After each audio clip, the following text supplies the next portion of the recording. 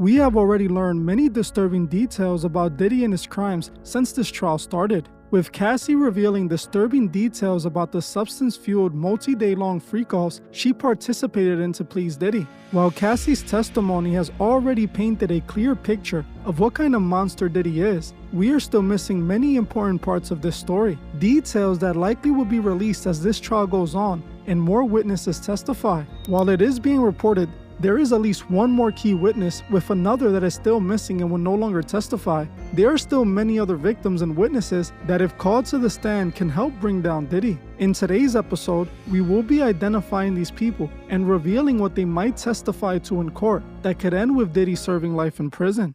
Hey guys, I hope all is well. Welcome back to The Truth Is, where I drop new videos exposing the truth weekly. In today's episode, we will be talking about the other potential victims and witnesses that might end up testifying in the Diddy trial. But before we begin, I just wanted to let my Patreon members know and my Truth General members here on YouTube know that I just dropped a new Patreon exclusive. This video is about the sinister truth about the new American Pope, Pope Leo. In this video, I explain the dark truth about this new Pope. Unfortunately, I can't post this video here on YouTube. For those who have seen it already, they know why, as the video was just taken down and I had to re-upload it. If you're one of my members, make sure to check this video out when you get a chance. If you're not a member, consider joining. It's only $3 a month. Not only will you be further supporting the channel, but you will get access to over 45 exclusive Patreon videos. I want to thank all my Patreon members and subscribers. Now, let's get right into it.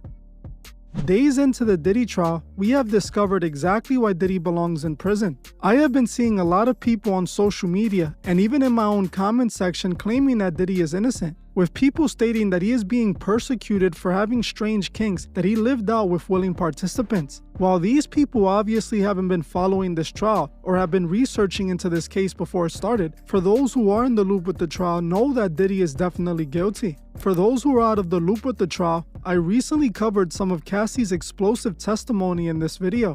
But for those that haven't seen that video yet, let me get you up to speed. A few days back, Cassie was called onto the stand to testify against Diddy. Cassie revealed that she was 19 when she met Diddy. Not long after meeting Diddy, she was basically dating him, as Diddy stole her from another man who was in the music industry. Diddy would sign Cassie to Bad Boy Records to a 10-album deal and begin to mentor her. Not long after Cassie started dating Diddy, he asked her to participate in the freak-offs. Cassie agreed, and that's when things took a turn for the worse. From what Cassie described, the freak-offs were weekly, with her participating in hundreds of freak-offs, hooking up with hundreds of different men. Cassie even claimed that the freak-offs became the only thing they did, stating that it became her job. She claimed that eventually, after the freak-offs were going on for several years, she had to take substances to numb herself and block out the pain, becoming addicted to several different substances. Cassie also revealed what these freak-offs consisted of. According to Cassie, the freak-offs will start with them booking high-end luxury hotels, with Cassie being instructed to find male escorts to hook up with her. When they found one, they would invite him over, sometimes more than one at a time. When the male escorts would arrive at the hotel, he would be greeted by Cassie wearing a mask and Diddy hiding his face under a bandana. The male escort would then be told to hook up with Cassie while Diddy watched it all go down. Cassie claims that Diddy was acting as the director, instructing them what to do and how to do it. Diddy would instruct the male escorts to go number one in Cassie's mouth, sometimes even joining in himself. He will also tell the escorts to continue until they finished inside or on Cassie. Then Diddy and Cassie would run into another room, and this is where Diddy would instruct Cassie to remove the escort's man fluid from inside of her and then rub it on Diddy's chest area. They then would go back out and repeat the process. Cassie claimed that these freak-offs would last hours, sometimes even multiple days, with many instances Diddy stopping the freak-offs just to take Cassie into another room to give her a brutal beatdown.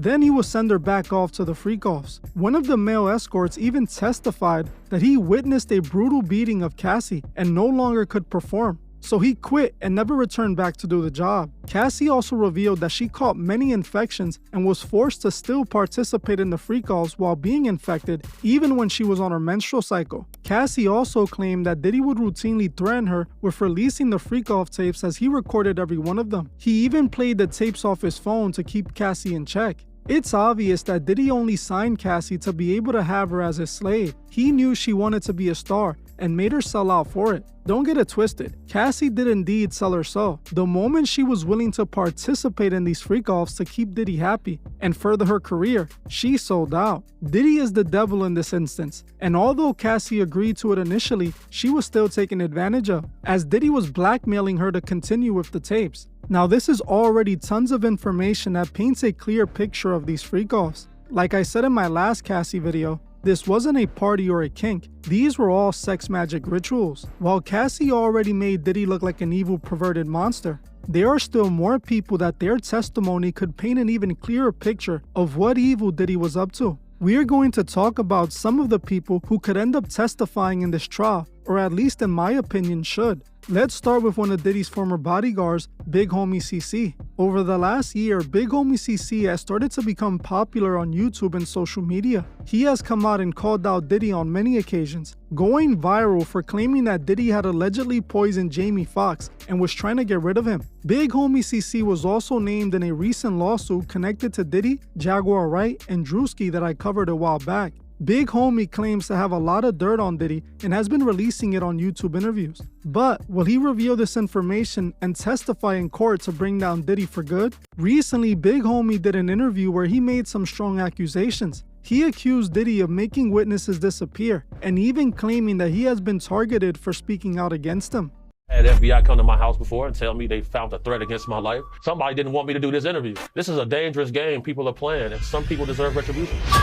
My gut feeling on what's going to take place is, well, we're going to see a lot of strange things take place. The fact that I know how this world works. After working in the industry, I converted my business to trafficking. Last year, my team brought home 17 people, 4 children, 1 boy.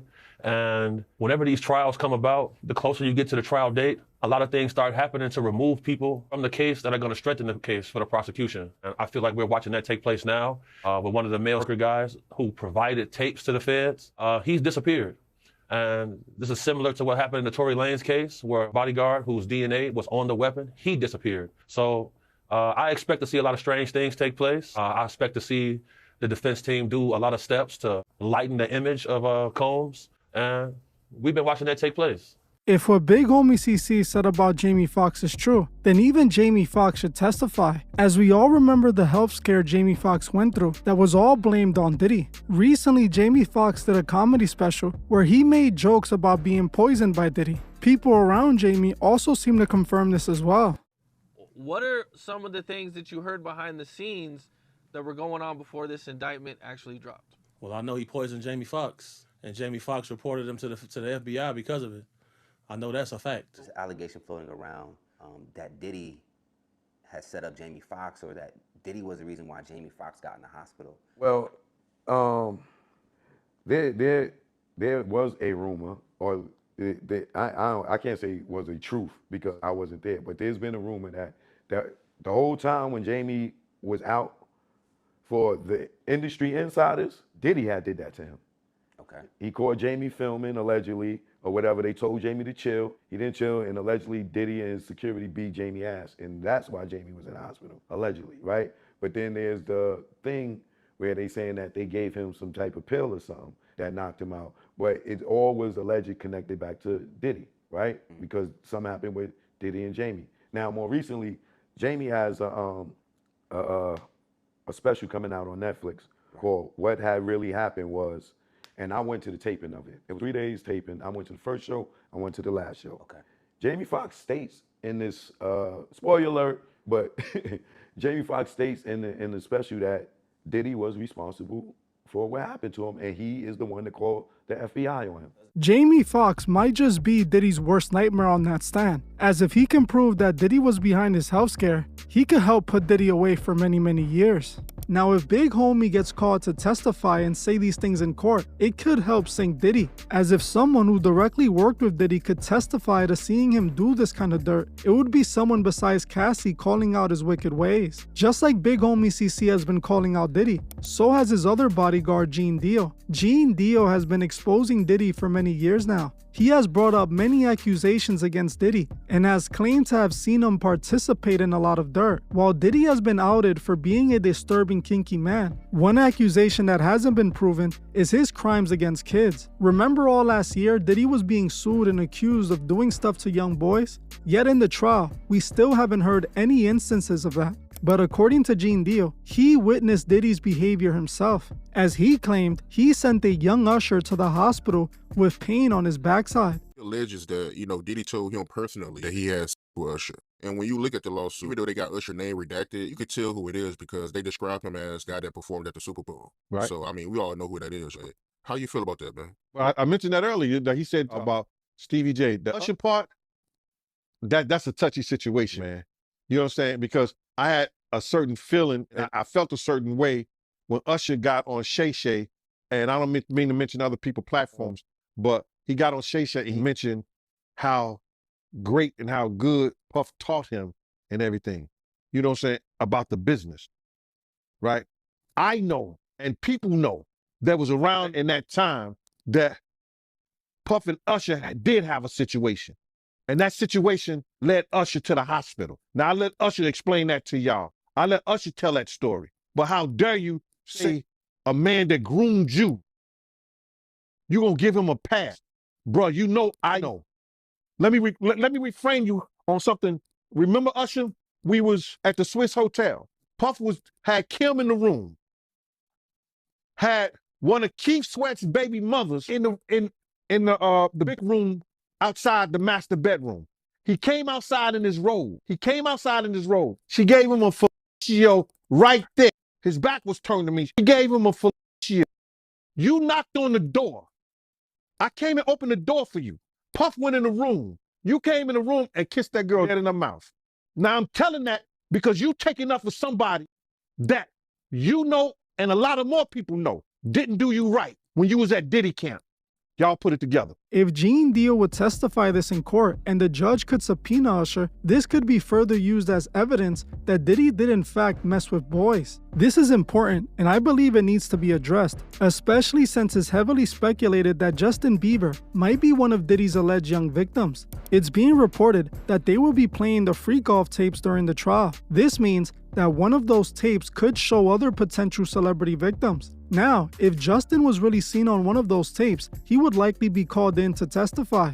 Another two women that are allegedly set to testify are the girls a part of Diddy's R&B group Danity Kane, Dawn Richards and Aubrey O'Day. Both of these women worked under Diddy and have expressed being abused by him. Dawn Richards claimed that Diddy would routinely inappropriately touch on her and force her to do things she didn't want to do. Same with Aubrey O'Day, who for over a year now has been hinting at what Diddy did to her. If these women end up testifying, it could show how Diddy used his record label and the opportunity to be a star to force women to do things with him that they didn't want to do, which could further prove his trafficking allegations. Another woman Cassie recently brought up during cross-examination was Gina, as Diddy's lawyer brought up a picture of Diddy and Gina, asking Cassie if she was jealous of her. For those who don't know, Gina seems to be another one of Diddy's freak-off victims. It appears she dated Diddy for some time and experienced similar kinds of abuse from Diddy.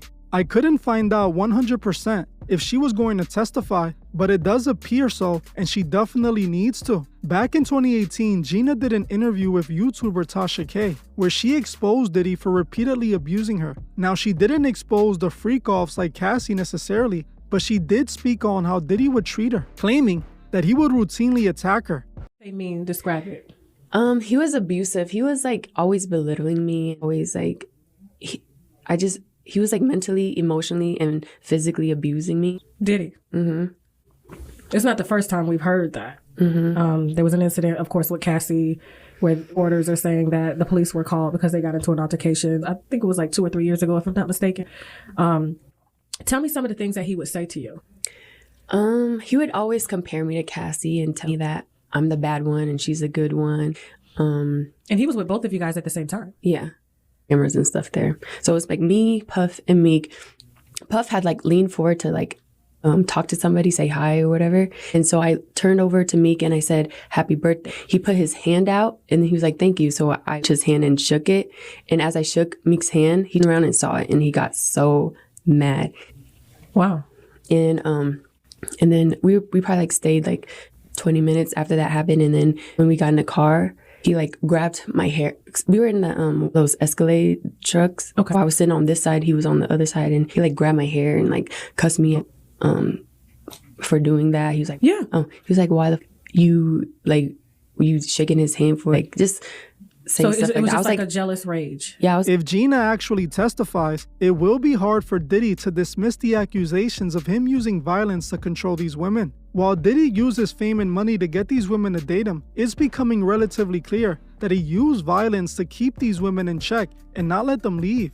Another woman he had a relationship with that seems to be a witness in this trial is Daphne Joy. Daphne Joy was 50 Cent's ex and his baby mother. Diddy somehow ended up dating Daphne for a bit. When the investigation started into Diddy, she was actually subpoenaed by the government, where they collected tons of information on her. It is possible she's another victim of Diddy who was convinced to participate in his freak-off rituals. If Daphne does testify, it could show a pattern depicting Diddy only getting these girls for the freak-off rituals. Diddy's girlfriends were just as scarlet women for his Thelema rituals, just like it appears Young Miami could have been. Young Miami has been seen with Diddy since 2021. Her and Diddy were everywhere together, and they seem to be in a loving relationship. Eventually, Diddy even gave Young Miami her own TV show on Revolt TV, and also bought her an expensive luxury vehicle. Young Miami's relationship with Diddy was showing all the red flags. She was running around with Diddy, getting expensive gifts from him, and even being granted industry opportunities. All the very same things he did with Cassie, which tells us he could have been doing the other things he did with Cassie with Young Miami. This wouldn't be far-fetched either, as Young Miami admitted herself she liked when Diddy went #1 on her. It is possible that Young Miami is another one of the freak-off contestants, but unlike the others as of right now, she refuses to snitch on Diddy. If the prosecution can get her to flip on Diddy, she could further paint the narrative that Diddy is doing the same exact thing to many different women. It clearly shows a pattern of behavior that Diddy's defense can't deny. Another woman that I believe could be a potential witness is Diddy's former chef. Cindy Ruda worked for Diddy as his personal chef in the 2010s. She eventually quit on Diddy after claiming Diddy appeared clothless to her, fresh out of a freak-off, exposing her to his little Diddy. In 2017, she sued Diddy, and the lawsuit was settled out of court. If Cindy is called in to testify, she could once again show more evidence indicating that Diddy used his position of power to take advantage of his employees, making them be a part or witness things they shouldn't have been exposed to. This could destroy the idea that these women were all willingly doing things for Diddy, as Diddy obviously used his power over them. Another man that I believe needs to testify in this trial is no other than Keffe D. Sometime back now, Keffe D was arrested for the death of Tupac, as Keffe D had repeatedly alleged that Diddy was who hired him to take him out. Right now, Keffe D is sitting in a jail, waiting for his trial, but I believe it's possible he could be called into the Diddy trial. Diddy is being accused of being a Rico crime boss who used his enterprise to take advantage of people and traffic. But according to Keffe D, he also used his enterprise to get rid of the rapper Tupac. If Keffe D could testify in court, it could be the nail in the coffin for Diddy, putting him away for the rest of his life, just like I'll Be Sure. I'll Be Sure has been outspoken about Diddy for years now. If you saw my recent video on him, you would know that I'll Be believes Diddy was behind the death of Kim Porter. He also accused Diddy of allegedly being behind his spontaneous health scare that put him in a coma for 2 months. Al, the last time you were here, you could barely walk up the step to sit down here. Barely. There's a wonderful Kim Porter, the late Kim Porter, who, kind of warned me all along the way. So, just kind of watch your back, so on and so forth, and I didn't understand because why. Because of Diddy. Basically. Do you believe that she died of pneumonia? Absolutely not. Believe that she died of pneumonia? Absolutely not. Why? What evidence do you have? She was in the best of health. We just saw each other prior to her passing. Is Diddy suing you or threatening to sue you? No. No? I have the truth. But one thing is, you have volunteered to testify at the trial, correct?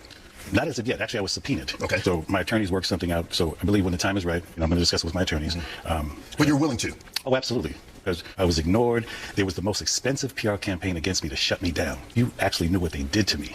There was a bounty on my head. There was a bunch of stuff. So do you think specifically then that John Diddy Combs or people affiliated with him did something to you that caused you to have multi-organ failure?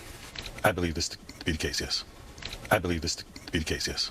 Absolutely. Wow. My first time saying it. Are you concerned that he still has power outside of incarceration?